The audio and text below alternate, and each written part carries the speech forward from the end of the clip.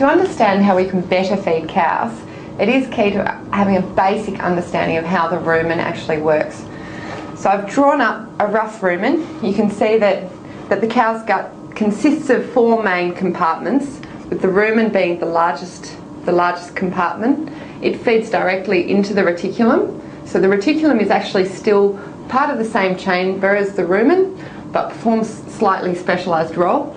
The reticulum feeds into the omasum, which then feeds through to the abomasum. Now the abomasum is like a true stomach. It's like the stomach of a human or the stomach of a monogastric. It's where there are digestive juices and acids secreted, and it's the true site for digestion. What we're more concerned about today is the role that the rumen plays and the fermentation that occurs in here. So if we have a look at the rumen, it's got a liquid phase down the bottom and a gas phase sitting up above, and there's a fibre raft that sits along the top of that liquid phase, floats on the liquid if you like. Now this fibre raft plays a couple of key roles. One is that food from the mouth tends to get trapped here, and from there the bacteria can jump on it and fermentation can properly begin. The second thing, the fibre actually helps scratch the wall of the rumen, and the rumen will contract. Now you see that the rumen's sort of split into sacs, and these sacs are divided by what they call pillars, and it's the shortening of these pillars that actually cause contractions. So contractions generally start from the bottom left here and move upwards that way. So if we have a look at a bolus of food, which is a chewed up ball of food, will come from the mouth and come down and gets lodged in the fibre raft here. When the rumen contracts, it will actually lift this liquid phase. There's less space here, so the liquid all moves up, and effectively that bolus is dunked into the liquid part of the rumen. The liquid is actually where most of the microbes within the rumen lives. A few will live along the walls and sit in the fibre, but the majority of the microflora are here within the liquid phase. So this will include bacteria, protozoa, fungi. The bacteria will basically jump onto the food and begin the process of fermentation.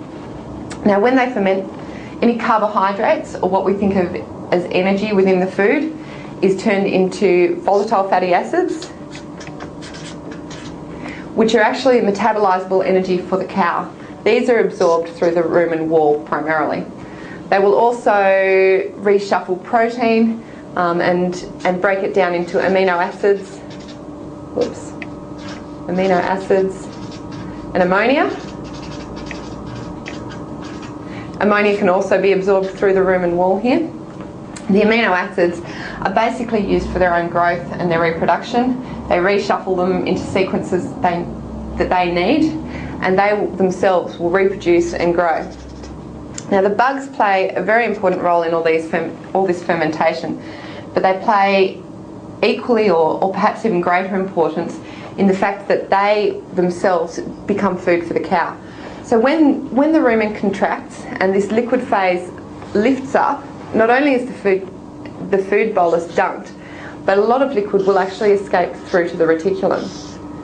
Now, as I said before, the reticulum is part of this same chamber as the rumen, but its role is actually to act as a bit of a filter. So anything that is small enough will make its way through the reticulum and into the omasum. But any large objects, such as undigested food, will actually be regurgitated. There are sensors in here that allow for that to happen, and this is also called rumination. It's actually one of the main reasons that ruminants are called ruminants.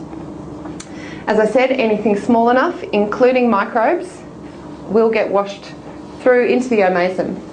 Now the omasum wall, the internal wall of the omasum, consists of what they call leaves or flaps. And one of the key roles of the omasum is actually to grind this food down a bit further, so help with breakdown. It's also a big site for water absorption, so a lot of the liquid is then removed from the omasum, absorbed into the cow system, and finally we get the passing into the abomasum, which is where the acids will be secreted and is the site for true digestion. Okay, one of the key messages to come out of this is that what we actually feed the cow is not necessarily cow food. What we are doing is feeding the microbes within the rumen. and they are then responsible for turning that into substances that the cow herself can use. Where DFM is important is that it delivers bacteria, yeast and enzymes which do act within this rumen environment. They are specifically chosen to help improve the performance of some of the bacteria that are already there and reduce the performance of any pathogenic bacteria. They play a second role further down through this system, down within the intestine. And here they play an added role. They drop the pH through the production of acids down there that prevents pathogenic bacteria from reproducing and growing as well as they'd like. They also outcompete plenty of pathogenic bacteria in this intestine for space to colonise along the walls. So it is important to understand that DFM plays a big role within the rumen as well as a role further down the gastrointestinal tract.